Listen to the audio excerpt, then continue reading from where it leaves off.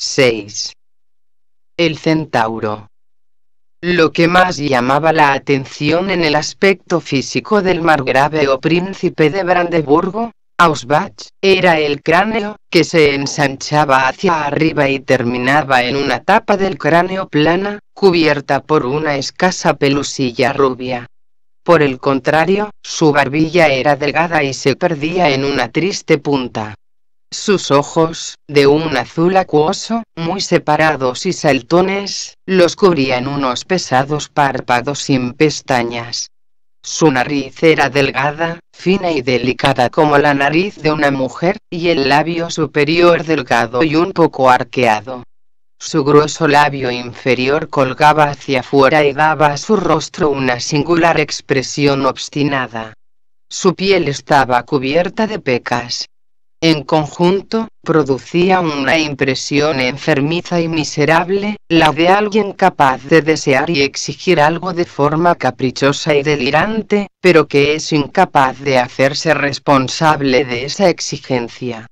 Para su desgracia, se le había otorgado poder, y por medio de sus servidores, esos ataques lunáticos podían convertirse al instante en realidad, tan pronto como los expresaba. Era demasiado débil para la bondad, y también demasiado débil para la maldad, porque temía a sus víctimas y a menudo las lloraba. Le horrorizaba la consumación de sus actos caprichosos y su conciencia no lo dejaba en paz. Para su descontento necesitaba un chivo expiatorio, al que castigaba por sus propios pecados. De esta manera, sus irrevocables acciones se hicieron legión, lo mismo que las cargas de un hombre endeudado que no hace más que ir tapando con nuevos préstamos los numerosos agujeros que van surgiendo. Salomón Trismosin sabía muy bien dónde escribía su nombre. Este centauro, blando como la cera, era la víctima impotente de aquella violenta lucha que sostenían entre sí las fuerzas de las tinieblas y las fuerzas de la luz desde tiempos inmemoriales en el interior de los seres humanos. Se achicharraba en el fuego del purgatorio, y en ambos bandos se esperaba el resultado. Solo un hombre mudo, escrito con sangre en la pared, luchaba aquí en solitario contra el poder sobrenatural de la tentación procedente del mundo inferior, y en cuanto tuve esto claro, supe que era lo que intentaba ocultar con desesperación, sin conseguirlo, y es que ese nombre era más poderoso que toda su tenebrosa tiranía. El margrave me recibió benevolente en su vestidor, donde el adiestrador de animales estaba representando en esos momentos una especie de boda. La novia, el novio y el cortejo estaba formado por perros. El pequeño carruaje dorado, al que había enganchado 4 perros negros, era conducido por un pequeño mono, vestido con un uniforme de gala. El margrave se divertía con la representación como un niño inocente. «Ven, acércate, Magister, mira esto», exclamó mientras alargaba su brazo hacia mí. «¿No son adorables?». La novia, perro con su velo, tiró de la manta que cubría un cesto que había en el carruaje, donde un cachorrillo blanco dormitaba encantador, luego avergonzada se tapó la cara con la pata.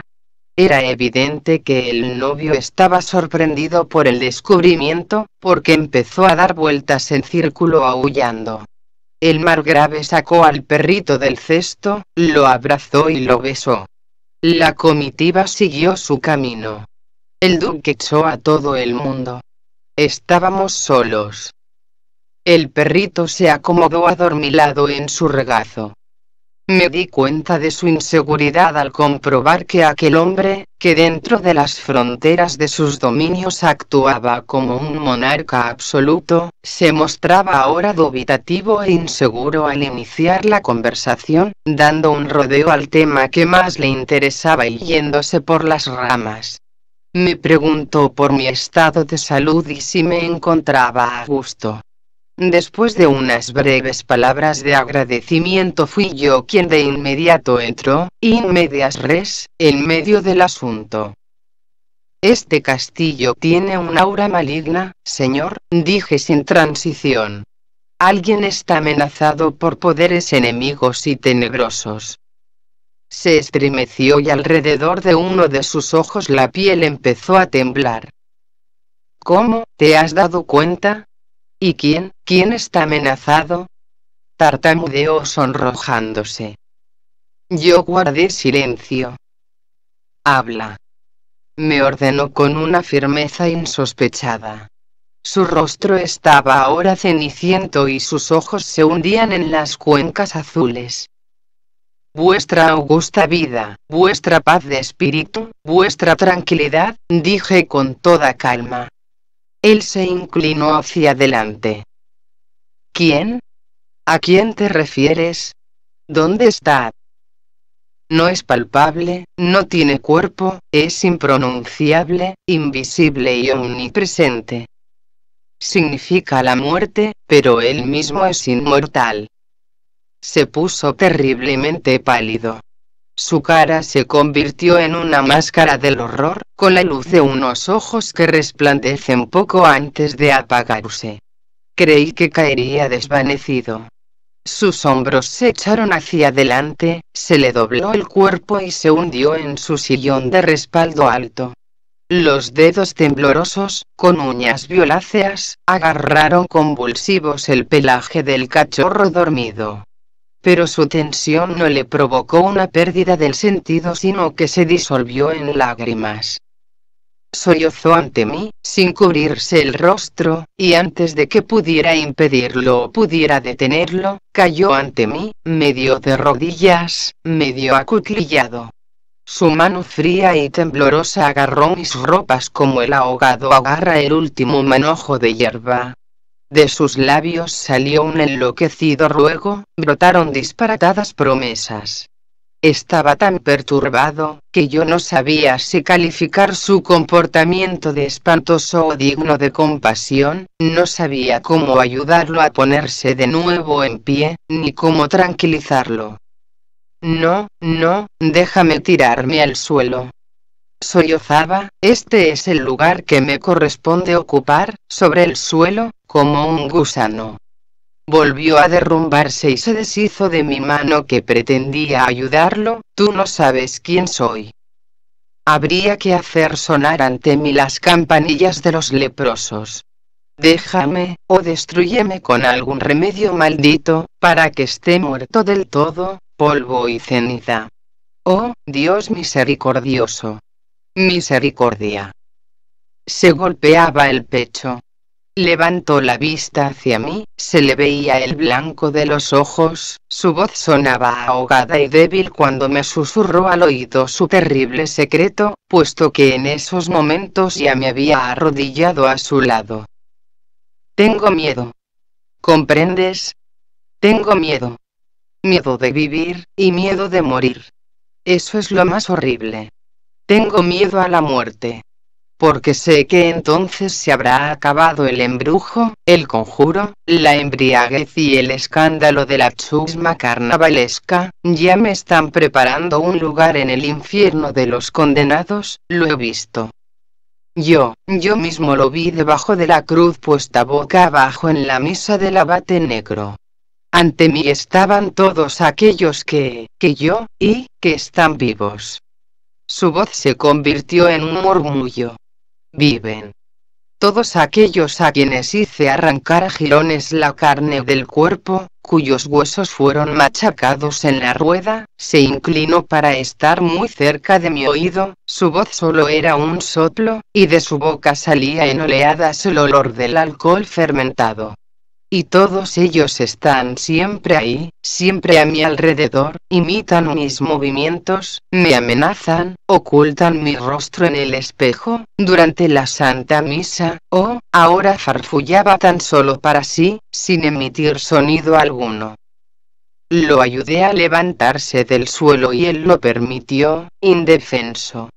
Aquel violento estallido había acabado con sus fuerzas. Se hundió en su sillón. Pero yo seguí guardando silencio. Su estado me llenaba de horror y envenenaba mis nervios. Yo mismo era un loco, entregado sin remedio al miedo. ¿Qué podía decirle? ¿Qué habría podido hacer por él, si ni siquiera sabía cómo ayudarme a mí mismo? Levantó hacia mí los ojos sin brillo, inyectados en sangre. Hay que conjurarlo, dijo agotado en voz baja. Tienes que evocarlo aquí, da igual cómo. Cuanto más profundamente entierro su nombre, más alto resuena en mi interior. Él ha vencido. Yo estoy indefenso. Me rindo, solo Él puede devolverme la paz, la seguridad de mi alma, la oración ininterrumpida y el perdón para mis acciones, solo Él, ningún sacerdote. Prepárate, ve, por eso te he hecho venir, haz tus cálculos, y yo me someteré a lo que sea. ¿A quién debo convocar? Pregunté angustiado. Aunque sabía en quién estaba pensando, esperaba no haber entendido bien lo que deseaba de mí. A él guardó silencio, sus labios se movieron mudos, y luego se cubrió los ojos. Yo, te lo escribiré, lo mandaré escribir todo, avísame cuando estés preparado. ¿Conjurar a alguien que no había muerto? ¿Conjurar a alguien que era el iniciado de tales fuerzas que lo convertían en señor de los tres mundos? ¿Llamar al mago, a quien ostentaba el poder, con los labios de un esclavo pecador, ignorante y desdichado? ¿Gritar órdenes absurdas desde el infierno al cielo? ¿Qué esperanza de éxito podía alimentar? Sin embargo, debía intentar cumplir la orden del margrave, y debía hacerlo por mi propio bien. No debía engañarme acerca de lo que me esperaba si me negaba a realizar el experimento. Mi tenaz vida se aferraría a mí, incluso en la cámara de torturas, como el perro sangriento se agarra a su víctima. Mis tormentos no encontrarían alivio en el desvanecimiento, ni tampoco en la muerte, como creía entonces. El margrave puso su biblioteca a mi disposición. En esa sala angular, polvorienta, fría y sombría, habitaban los seres astrales desde hacía siglos, como murciélagos en una torre abandonada.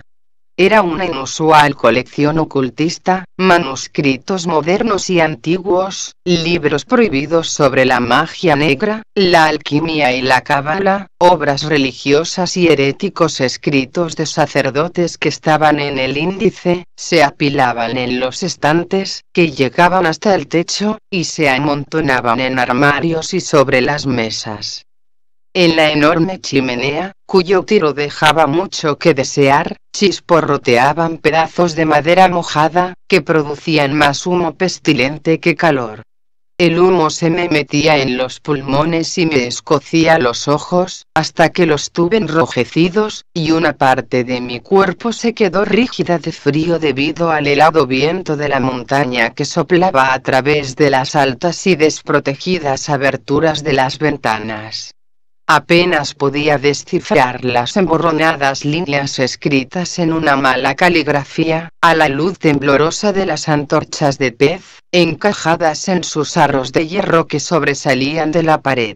Me sentía enfermo y desdichado, y los buitres procedentes de otro mundo que me rodeaban en bandadas y que estaban encadenados a los viejos infolios por medio de fórmulas mágicas, acrecentaban mi terrible estado nervioso hasta lo insoportable. De lo que andaba buscando tenía abundante material para elegir. Encontré la copia del famoso Clavícula Salomonis, la clavícula de Salomón, en gruesos pliegos de pergamino. El texto latino estaba lleno de iniciales e imágenes simbólicas. También apareció el libro de Raziel, del Dr. Carter, junto con el libro de las antiguas prácticas, de Abraham von Worms. Yacían en paz, amontonados unos sobre otros, bajo un antiguo testamento encuadernado en marfil y provisto de un cierre dorado. El ejército de monstruos llamó mi atención sobre la terrible y famosa obra de Grimoire, el libro de magia de Honorius, el libro de magia de Honorio. sus serpenteantes brazos de pólipo o pulpo, sus cuerpos helados de reptil, y sus garras curvadas, rodeaban arracimados el libro, y cuando alargué la mano hacia ese ejemplar, gritaron de rabia y de miedo, y aullaron con el escándalo de una auténtica noche de Walpurgis o brujas. A esas alturas sabía que no podían causarme la muerte, que solo podían asustarme y aterrorizarme y someter mis nervios a una constante tensión, amenazadora, para confundirme. Intenté hacer como si no los viera y durante un rato incluso lo conseguí. De esta manera, de vez en cuando se establecía entre nosotros una especie de tregua que me llevó a cometer peligrosos errores, ya que tendía a infravalorar su fuerza y su poder. Me trasladé con mis libros y con mi horripilante cortejo a mi habitación, para preparar el conjuro a partir de mis anotaciones, por orden del margrave. No quiero extenderme sobre mis miedos, sobre mis días y noches de locura, llenas de pesadillas, que pasé sumido en el torbellino del infierno terrenal y astral, encerrado entre antiquísimas fórmulas, entre palabras y sentencias, invocando a los demonios, en el círculo ígneo de palabras espantosas, vivas y poderosas. Durante esos intentos, que no podían compararse con nada, mi aspecto externo cambió de tal modo que hasta el conde se horrorizó ante mi presencia cuando volvió a verme. Mi cuerpo se había quedado rígido como el hielo, mis ojos estaban hundidos en la profundidad de las cuencas. A pesar de su miedo, el conde no pudo ocultar ni aquel ávido deseo ni aquel enorme respeto que me dispensaba, cuando me tomó del brazo.